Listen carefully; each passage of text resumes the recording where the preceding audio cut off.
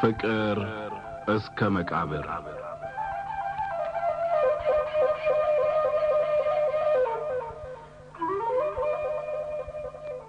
ደራሲ ሐዲስ ዓለማየሁ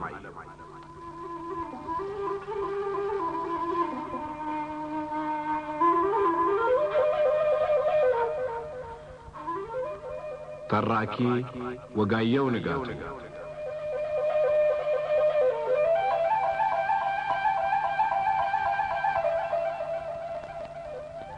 ፍቅር እስከ መቃብር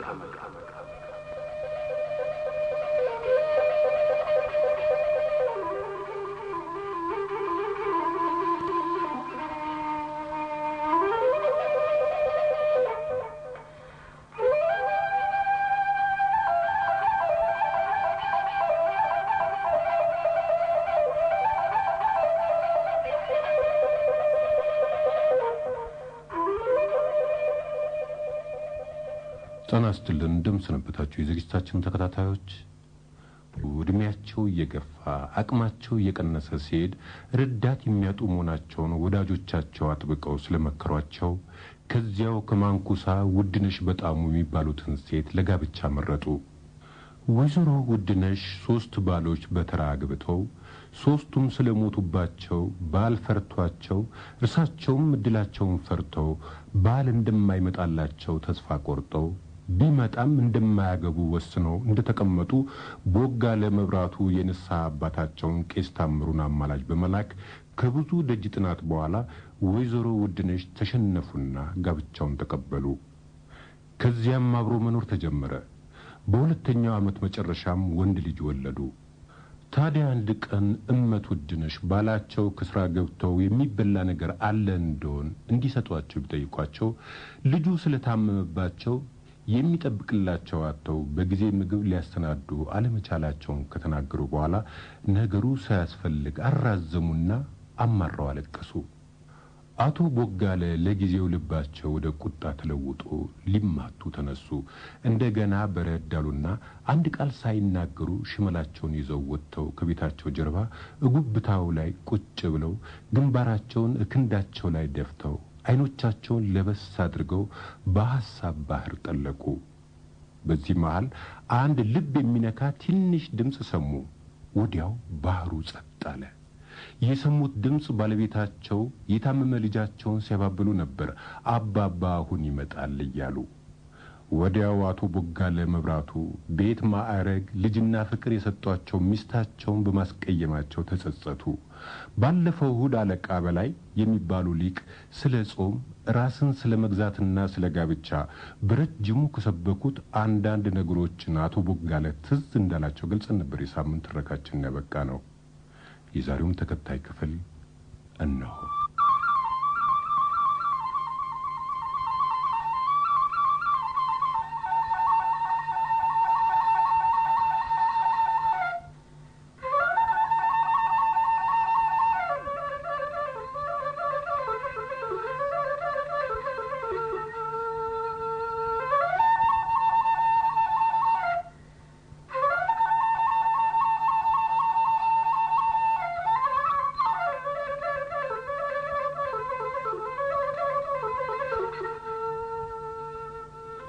የተሰራ መንፈስን ለማበርታት ስጋን ለማድከም ሰውን ወደ እንስሳት የሚለውጡትን ስጋዊ ምኞቶችና ፈቃዶች ለመክታት ወይም ባጭር ቃል ሰው ራሱን መግዛት እንዲችል ነው። ከመብልና ከመጠጥ መጾም ስጋን አድክሞ ክፉ ነገር ከማሰብና ከመፈጸም ወደ መጾም ያደርሳል። ክፉ ነገር ከማሰብና ከመፈጸም ከተጾመም የጻድቃን ማህበርተኛ የመላእክት ጓደኛ ወደ መሆን ይደርሳል። ዝሙት ማለትሳ ካላገቧት ሴት ጋር ግብረ ዝማዊ መስራት ብቻ ነው አይደለም። ሲያገቡ ሲፈቱ መኖርም ከዝሙት ይቆጠራል። በተቀደሰው በተባረከው ጋብቻ ስም ሴት እየለዋወጡ ሲያገቡና ሲፈቱ መኖር ከዝሙት የተለየ አይደለም። እግዚአብሔር ሰውን ወንድና ሴት አድርጎ ፈጥሮ ሥርዓተ ጋብቻን ሰርቶ መሬትን ሙሉአት ብሎ ሲያዝ ከእንግዲህ ወዲያ በየቀኑ ሰው ሲፈጥር ሕግና ሥርዓት ሲሰራ አልኖርምና ያለምን መጨረሻ እስካመጣ ድረስ የቀደሙት ፋንታቸውን ኖሮ ሲያልፉ የሴትን ግብር የምትፈጽም ሴት የወንድን ግብር የሚፈጽም ወንድ በቦታቸው እየተኩ እንዲያልፉ አዲስ ተተኪዎችም በዚሁ አንድ ጊዜ በተሰራው ሕግና ሥርዓት ኖረው ሲያልፉ በበኩላቸው እንዲሁ እንዲያደርጉና ይህ ሕግና ሥርዓት የማይለወጥ ዘላለማዊ ሆኖ እንዲኖር አዝዣለሁ ማለቱ ነው። ስለዚህ ራስን ገዝቶ የሥጋ ፍላጎቶቹን ገጥቶ ጋብቻን አክብሮ በኋላም የእግዚአብሔርን ሕግና ሥርዓት ለኋለኛው ትውልድ የሚያስተላልፍ ዘር በቦታው ተክቶ ማለፍ የእግዚአብሔር ትእዛዝ ነው። አቶ ቦጋለ አይኖቻቸውን ገርበብ አድርገው ከድነው እጉብታዋ ላይ እንደተቀመጡ ይህን አለቃ በላይ ባለፈው እሑድ በቤተ ክርስቲያን የሰበኩትን ሲሰሙ ራሳቸውን አለቃ በላይን አንዳንድ ጊዜ በግል ጥፍራቸው እየቆሙ እየረዘሙ አንዳንድ ጊዜም ጉልበታቸውን ሸብረክ እያደረጉ እያጠሩ ክንዳቸውን ቀኝና ግራ ላይና ታች እያወናጨፉ ፊታቸውን ፈገግ ኮስተር እያደረጉ ሲናገሩ በዓይነ ሕሊናቸው ሲያዩ ቆዩና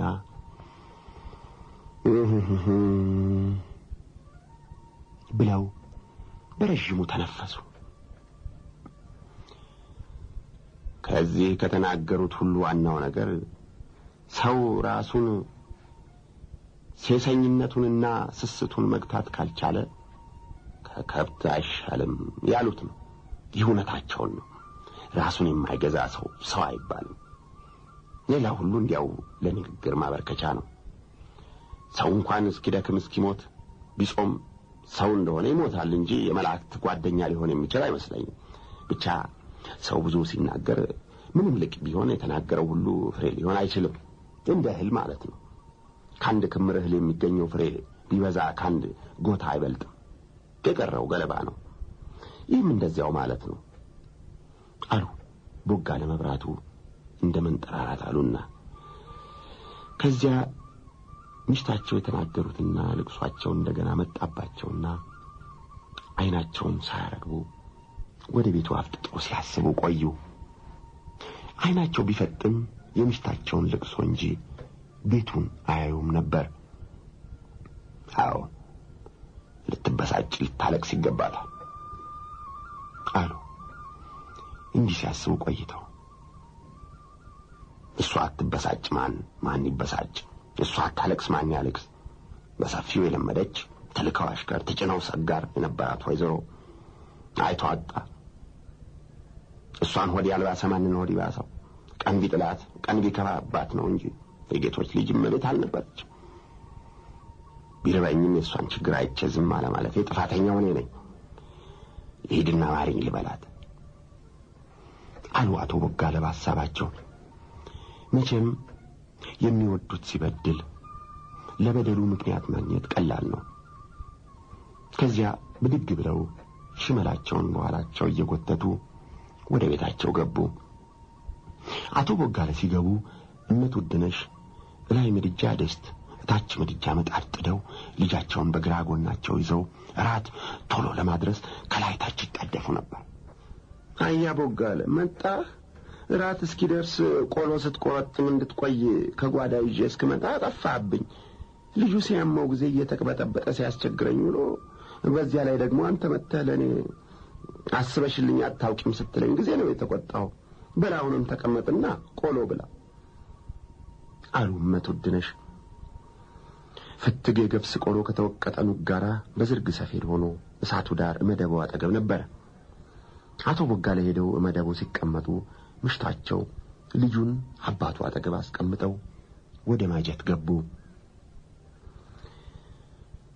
ያን ምርር ብላ ያለቀሰችውን ሁሉ ረስተዋለች፣ ይቅር ብላለች።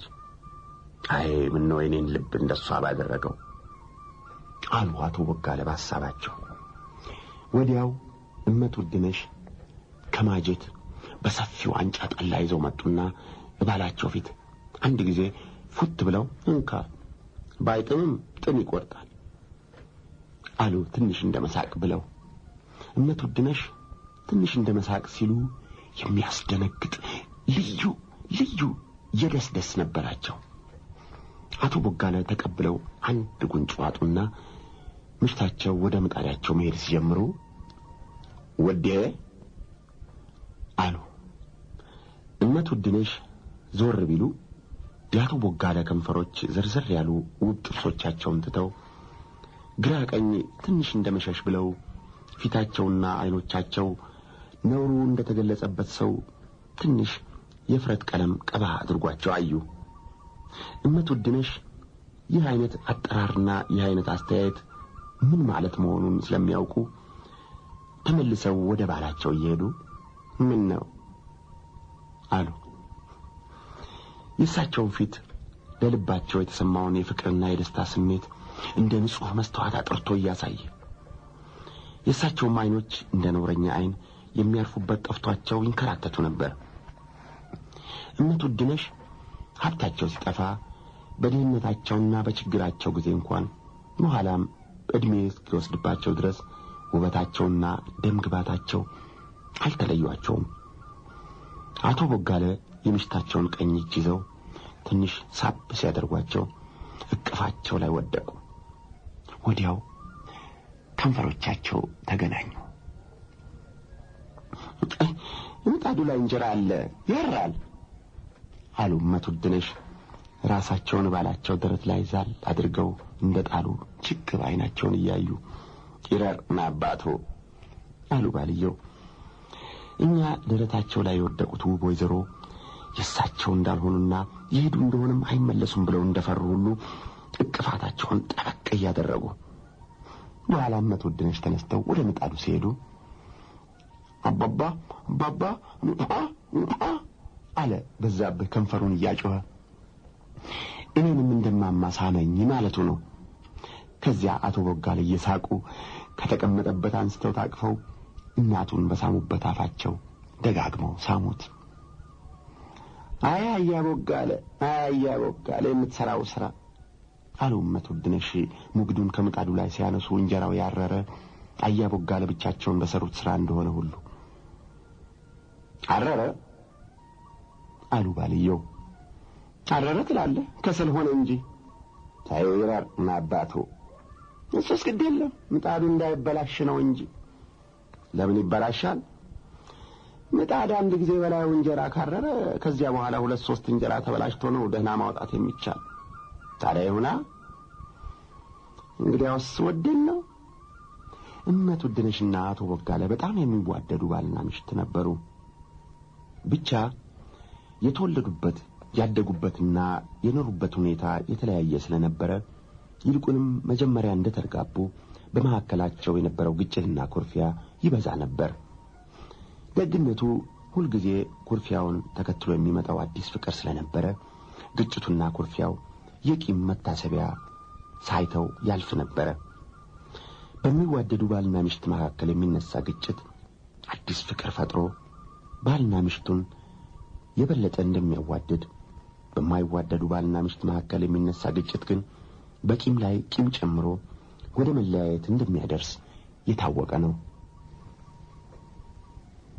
በዛብህ ከተወለደ ጀምሮ 5 ዓመት እስኪሞላው ድረስ ሙሉ ጤና አልነበረውም። በተወለደ በ3 ወሩ መጨረሻ አንከሊስ የሚባለው የልጆች በሽታ አመመው። በ6ኛው ወሩ ቋቋት የሚባለው የልጆች ሳል በሽታ አመመው። በአመቱ መጨረሻ ላይ ኩፍኝ ወጣበትና ሞተ ከተባለ በኋላ ተረፈ። አቅሙ ገና በሽታን ለመቃወም ሳይበቃ ከመወለዱ እኒህ በሽታዎች ስለተፈራረቁበት በጣም ደካማና ጤናውን ለማሰናከል ትንሽ ነገር የሚበቃው አካሉም ምን ማና ሆነ። በዛብህም ተብሎ የተሰየመበት በሽታ ስለበዛበት ነው። በዛብህ በሽታ ያለ መጠን ይጠነክርበት ነበር። በታመመ ቁጥር ወላጆቹ ሞተ ብለው ተስፋ ከቆረጡ በኋላ ነበር የሚተርፍ። መጀመሪያ አንከሊስ ታሞ ሳለ ትኩሳቱ እንደ እሳት እየለገጠ ትንፋሹ ባጭር ቁርጥ እያለ ጥቃቅን እግሮቹና እጆቹ እየተወራጩ አይኖቹ ከናቱ ወደ አባቱ ከአባቱ ወደ ጣራው ወደ ጎታው ወደ ማጀቱ ሲንከራተቱ ከሞት መሸሸጊያ የሚፈልጉ ይመስሉ ነበር። ምን ነው እናቴ ኪዳነ ምሕረት አሉ እመት ውድነሽ የእናት አንጀታቸው ከሕፃኑ ጋር አብረው እየተሰቃየ ከሕፃኑ ጋር አብረው ከሞት እየታገለ ከሕፃኑ ጋር አብረው ጣር እያንገላታው ለምን ሰጠሽኝ? ለምን ትወስጂዋለሽ? ምን አጠፋሁ ሳይሽ የምትነሺኝ? አሉ እንባቸውን እያጎረፉ። እባክሽ ምሕረትሽን ላኪ እናቴ ወላሏ። ያዳንሽው እንደሆነ ዕድሜው ሙሉ ላንቺ አገልጋይ ይሆናል። በተክስኪያንሽን አጥኖ ሰዓታትሽን ቆሞ ያገለግልሻል። ያንቺ ባሪያ ያንቺ አገልጋይ እንዲሆን በተማሪ ቤት አሳድገዋል። ስዕለት ይሁንብኝ። አቶ ቦጋለ ግን ደስታቸውን የሰሩበት መሰረት ስለተናወጸባቸው ግር ብሏቸው ግራ ገብቷቸው የጋቢያቸውን ጫፍ ዘለግ አድርገው ይዘው እንደ ጭራ እያወዛወዙ ዝንቦችን ከሕፃኑ ፊት ከመከልከል በቀር ምንም አይናገሩም ነበር። እመት ውድነሽ እንባቸውን በደረታቸው እያዘነቡ ኪዳነ ምሕረትን ሲማጠኑ ሐሳባቸውን እንደመጠቅለል አደረጉና እውነት ነው አሉ። ሰጥቶ መውሰድ አሳይቶ መንሳት ልክ አይደለም። እውነቷ ነው። ብቻ ካለችው ሁሉ የማልስማማበት የማልቀበለው አንድ ነገር ነው። ልጄን ደጋፊዬን ጉልበቴ ሲደክም ዓይኔ ሲጨልም የሚጦረኝን የሚረዳኝን በስለት ለታቦት መስጠት የማይሆን የማይታሰብ ነገር ነው። ይዳን ብቻ ቀድሞ ይዳን፣ እሷም ስለጨነቃት ነው እያሉ በውስጣቸው ሲተቹ የበዛብህ እጅና እግሮች ከመወራጨቱ ትንሽ በትንሽ ጸጥ እያሉ ትንፋሹም ዘለግ እያለ ዓይኖቹም ቀኝና ግራ መባከኑን ትተው ስልምልም ክፍት ክድን ሲሉ አዩና እመት ውድነሽ ከእግር እስከ ራሳቸው በቀዝቃዛ ላብ ተነከሩ። አሁንም እንደገና እጅና እግሮቹ ትንሽ እንደመንቀሳቀስ አሉና ጸጥ አሉ። ዓይኖቹም ክፍት ክድን ስልምልም አሉና ገርበብ ብለው ዝም አሉ። አያ ቦጋለ መጨረሻው ነው፣ መደምደሚያው ነው፣ መሞቱ ነው አሉ እመት ውድነሽ ፊታቸው ከመቅጽበት ልውጥ ብሎ። አቶ ቦጋለ ጆሮአቸውን ወደ በሽተኛው አፍንጫ ጠጋ አድርገው ትንሽ እንደቆዩ ዘርዘር ያሉ ጥርሶቻቸውን ብልጭ አድርገው ቀና አሉና ቀስ ብለው እንቅልፍ ነው ይተነፍሳል አሉ። የዚህን ጊዜ እመት ውድነሽ ቆሞ የነበረ ልባቸው መስራት ጀመረ። ቆሞ የነበረ ደማቸው መዘዋወር ጀመረ። ተዘግቶ የነበረ ሳምባቸው ተከፈተና ጥልቅ የሆነ ትንፋሽ ተነፈሱ። አቶ ቦጋለ ተመስገን ቅዱስ ገብርኤል አሉና ቀስ ብለው ተነስተው ወደ ውጭ ወጡ። እመት ውድነሽ ግን እኒያን ገርበብ ያሉ ዓይኖች እየተመለከቱ እዚያው ቁጭ ብለው ይጠብቁ ጀመር። በሽተኛውም 2 ሰዓት ያክል ከባድ እንቅልፍ ከተኛ በኋላ ሲነቃ ባዶ አፉን እስከ መጨረሻ ዳርቻው ከፍቶ ከጥቂት ጊዜ በፊት የተደረገው ለቀልድ እንደተደረገው ሁሉ ይስቅ ጀመር። ተመስገኝና ተወላሏ ተመስገኝ፣ ምን ዋጋ ይሰጥሻል? ምን ይመለስልሻል? ከምስጋና በቀር ምን ይደረግልሻል? እንደው ተመስገኝ ተመስገኝ አሉ እመት ውድነሽ ዓይኖቻቸውን ወደ ጣራው አንስተው። እንዲሁም በዛብህ በየጊዜው ሲታመም ከበሽታው መበርታት የተነሳ ወላጆቹ ተስፋ እንደቆረጡ በተለየ እናቱ አንድ ጊዜ ለማርያም፣ አንድ ጊዜ ለጊዮርጊስ፣ አንድ ጊዜ ለዮሐንስ፣ አንድ ጊዜ ለሚካኤል፣ አንድ ጊዜ ለገብርኤል እንደተሳሉ በታቦቶቹ አደራ አውጭነትም ይሁን ወይም የተሰራበት ክር በመበርታቱ ሞትን ድል አድርጎ ለማደግ በቃ። አቶ ቦጋለ ምራንና ቀንበር፣ እርፍና ሞፈር፣ መሬትና ዘር የሚስማሙበትን ዘዴ አስተምረው ልጃቸውን በቦታቸው ለመተካት ነበር ሐሳባቸው። እመት ውድነሽ ግን ልጃቸው ያደገው ለታቦቶቹ በመሳላቸው መሆኑን ስላመኑ በየጊዜው በሰጡት ቃል ኪዳን መሰረት አገልግሎቱን በሙሉ ለተሳሉላቸው ታቦቶች እንዲሰጥ ነበር። በ5 ዓመቱን ጨርሶ 6ኛውን ሲይዝ እመት ውድነሽ ወደ ተማሪ ቤት እንዲገባ፣ አያ ቦጋለ ግን ለጥጃ ወይም ለፍየል እረኝነት እንዲቀጠር በማለት በመካከላቸው ጥል ተነሳ። አረ ለመሆኑ ያንቺን ሐሳብ የምቀበል ብሆን አሉ አቶ ቦጋለ፣ አንቺ በትንሹ የ7 ታቦት በተስኪያን አጥኖ ሰዓታት ቆሞ እንዲያገለግል ተስለሻል። ስለዚህ መቼም ለበዛብህ ሲሉ ታቦቶች ሁሉ በተስኪያናቸውን ባንድ ላይ አይሰሩምና በዛብህ በ19 ሌሊት የገብርኤልን ሰዓታት ለመቆምና በተስኪያን ለማጠን በአከል ገብርኤል፣ እንዲሁም በ21 ዛባ ጽዮን፣ በ23 ጣሜ ጊዮርጊስ፣ በ24 ተክለ ሃይማኖት እንዲሁም የተሳልሻቸውን ታቦቶች በተስኪያን እየፈለገ ሲዞር ሊኖር ነው። አለዚያ አንዱን ታቦት አገልግሎ የሌላው የጎደለበት እንደሆነ ይሄ ባንቺና በእኔ መካከል የተነሳው ጥድ በታቦቶች መካከል ይነሳል ብዬ ፈራለሁ። የደንቆሮ ድንቁርና ብለህ ለመሆን ሲሞክር ይገለጻል ይላሉ ቄስ ታምሩ አሉ እመት ውድነሽ እየሳቁ። ድንቁርናዬን ሳትነግሪኝ አውቀዋለሁ። ብቻ ለጠየቅኩሽ መልስ ስጪኝ። ለ7 ቀርቶ ለ100 ታቦቶች ብሳል በዛብህ እየዞረ 100 በተስኪያኖች ማጠንና ሰዓታት መቆም አያስፈልገውም። ከዚሁ ከሀገሩ ሳይወጣ ሁሉንም ሊያገለግል ይችላል። ከማንኩሳ ሳይወጣ እንዴት አድርጎ? የተሳለዋቸው ታቦቶች በሚውሉበት ቀን በየስማቸው እዚሁ ማንኩሳ ሰዓታት ቢቆምና ቢያጥን በቂ ነው። እስቲ ቆይ፣ ማንኩሳ ታቦቱ ሚካኤል አይደለም? አዎ ሚካኤል ነው። ታዲያ የሚካኤል ታቦት ሲታጠንና በሚካኤል ቤተክርስቲያን ሰዓታት ሲቆም ለሌሎች በየት በኩል አልፎ ይደርሳቸዋል? ይደርሳቸዋል ነው የምልህ። አንተ ደግሞ አይገባህምና ዝም በል። ሁልጊዜ የሚደረገው እንዲህ አይደለም አሉ እመት ውድነሽ እንደመቆጣት ብለው። ይኸው እንግዲህ ማስረዳት ሲያቅትሽ ዋና መከላከያሽ መቆጣት ነው። እስቲ ሳትቆጪ ረጋ ብለን እንነጋገርማ። ተወልደህ እስክታረጅ ሲደረግና ስታየው የኖረውን አሁን አዲስ ነገር አድርገህ ስታመጣው ምን ላድርግ? ከሁሉም የሚያናድደኝ እኮ ልብህ እያወቀ አንተ የፈለግከው ስላልሆነ ብቻ መከራከርህ ነው። የምናገረውን የምናገር አምኜበት እንደሆነ ወይም ለክርክር ብቻ እንደሆነ የምናውቀው እግዚአብሔርና እኔ ብቻ ነን፣ አንቺ አይደለሽም። ስለዚህ እሱን እንተውና ተወልጄ እስካረጅ ሳየው የኖርኩ ምንድነው? እዚሁ በሚካኤል ቤተክርስቲያን ለማርያም፣ ለጊዮርጊስ፣ ለባለ እግዚአብሔር፣ ለሌሎችም እንዲሁ ሲቀደስ ሲታጠን ሰዓታት ሲቆም አይተህ አታውቅም? ሱሳው ብቻ ልክ አይደለም። እሰይ የኔ ልክ በላ እንግዲህ እንዲቆጭ ያወጡትን እግዚአብሔር ያወጣውን ደንብ አንተ ለውጠው። ማንም ያወጣው ብቻ በእኔ አስተያየት በሚካኤል ቤተክርስቲያን ለጊዮርጊስ ሰዓታት መቆም ወይም መቀደስ በገብረ ማርያም ሰርግ ወልደ ማርያምን እንደማወደስ ነው አሉ አቶ ቦጋለ ትንሽ እንደመሳቅ ብለው። እኮ አንተ ሊቁ እስከ ዛሬ የኖረውን ደንብ ነገ ተነስተህ ለውጫለሁ ብለህ አዋጅ አስነግርና ሲለወጥ ሁሉም ይቀራል። እስከዚያ ድረስ ግን እኔ ያልሁት ይሆናል። በሚካኤል ቤተክርስቲያን ለጊዮርጊስም ይሁን ለማርያም ወይም ለሌላ ቢቀደስና ሰዓታት ቢቆምም እኮ አገልጋዮቹ አንቺ እንደምትዩ ድንግላይ መሆን የለባቸውም። አሁን ደግሞ ሌላ ነገር አመጣህ። እኔን ማስረዳት አቃተሽ ትላለህ። ሳስረዳህ ያዝከውን ትተህ ወደ ሌላ ትሄዳለህ።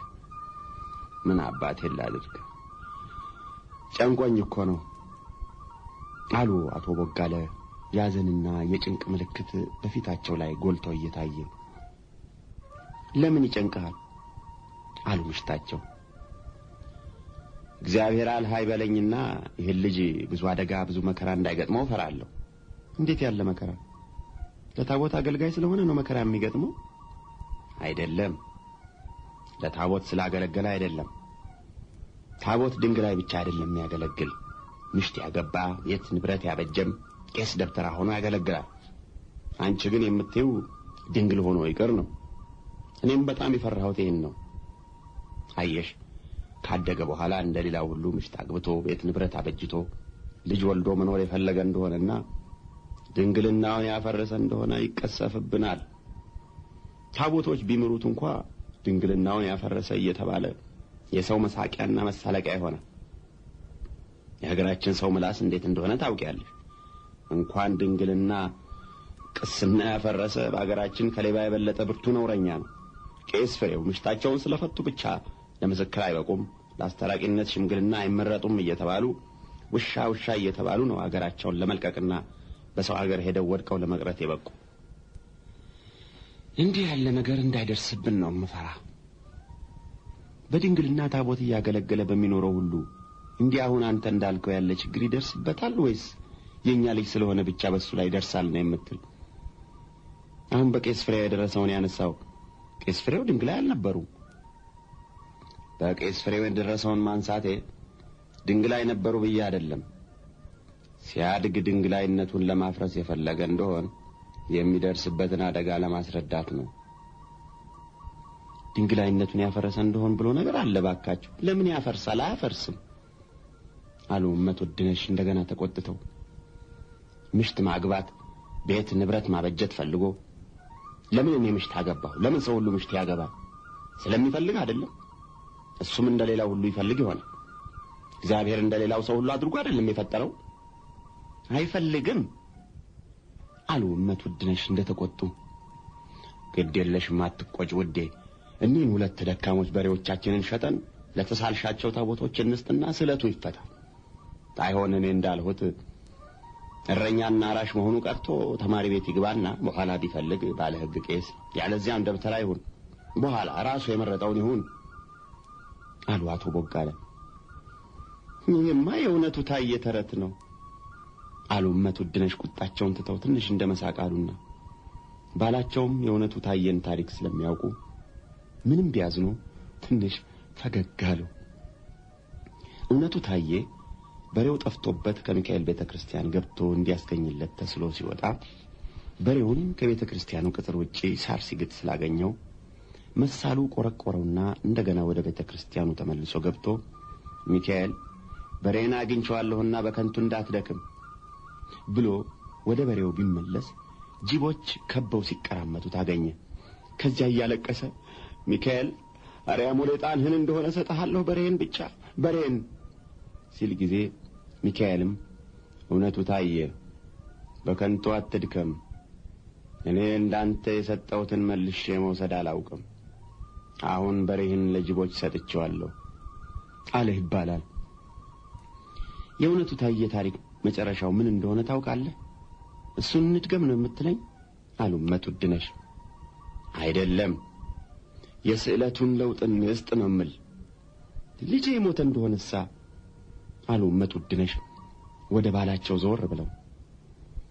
ባላቸው የተናገሩት ልባቸውን ስለመታውና ትንሽ አመንትተው ስለነበረ ይህ ማመንታት ታቦቶችን አስቆጥጦ በልጃቸው ላይ የማያውቁት ክፉ ነገር እንዳይደርስ ፈርተው አይኖቻቸው እንባ ሞልተው ነበር። አቶ ቦጋለ አንገታቸውን ደፍተው ዝም አሉ። በምሽታቸው ሐሳብ ተስማምተው ሳይሆን የራሳቸውን ስሜት ለምሽታቸው ማስረዳት ስላልቻሉ አንገታቸውን ደፍተው አዝነው ዝም አሉ። የለም አሉ እመትወድነሽ እሳቸውም አንገታቸውን ደፍተው ትንሽ ሲያስቡ ቆይተው የለም ለታቦቶች ቃል ገብተናል፣ ለሱ የሚበጀውን እነሱ ያስቡለት፣ በቀናው መንገድ እነሱ ይምሩት። ይሁን ብቻ ይቻ የወላድ መካኖች ሆነን እንዳንቀር እንጂ ይሁን። የኔን ስሜት ላስረዳሽ ሞከርኩ። ብቻ ከኔ አንደበት መጎልደፍ ይሁን ካንቺ የመረዳት ጉድለት አልተግባባንም። እንግዲህ አንቺ እንዳልሽው ይሁን። እግዚአብሔርም ለምነው የኔን ስሜት ከንቱ ያንቺን እምነት እውነት እንዲያደርገው ነው ብለው ወጡ አቶ ቦጋለ። እመትወድነሽ ባላቸውን ድል ከነሱ በኋላ በዛብህ ተማሪ ቤት ገባ። ወዲያው ተማሪ ቤት በገባ በ2 ዓመቱ በተወለደ በ8 ዓመቱ ዳዊት ደግሞ በ13 ዓመቱ ጾመ ድጓ አወቀና ክህነት ተቀበለ። ከዚያ በኋላ በዲቁና እየቀደሰ የፍታትና ያትርሱኝ ገንዘብ ለቤተ ክርስቲያኑ ሲገባ ድርሻውን እየተካፈለ የወላጆቹን ቤት እስከ 3 ብር ድረስ እየያዘ ይገባ ነበር። እናቱ በተሳሉባቸውና ጠባቂዎቹ በሆኑት ታቦቶች ቀን የሚሰጠው አገልግሎት በነፃ የሚሰጠው አገልግሎት ስለነበረ እንደዚህ ያለ ቀን ብቻ ከሚገባ ገንዘብ አይካፈልም።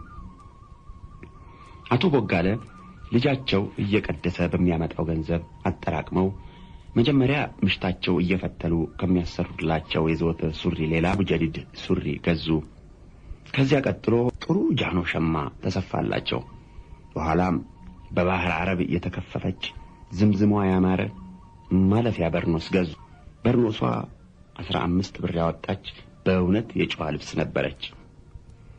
እመትወድነሽ ልጃቸው ተማሪ ቤት እንዲገባ አጥብቀው የታገሉ እሳቸው በመሆናቸው ከባላቸው ሐሳብ የእሳቸው ሐሳብ የሚበልጥ መሆኑን ባላቸው የሚረዱት ድሮ እየተመኙ ገንዘብ ስላልነበራቸው ሊያገኙት ያልቻሉትን ልጃቸው እየቀደሰ በሚያገባው ገንዘብ ያገኙ እንደሆነ ነው ብለው በማመን ለወርጨውና ለቅመማ ቅመም ከሚያውሉት ሌላ በቀረው ለራሳቸው ድሪና መስቀል እንኳን ሳይገዙ ያቶ ቦጋለ ልዩ ልዩ ልብስ እንዲገዛበት ወይም እንዲሰራበት ያደርጉ ነበር።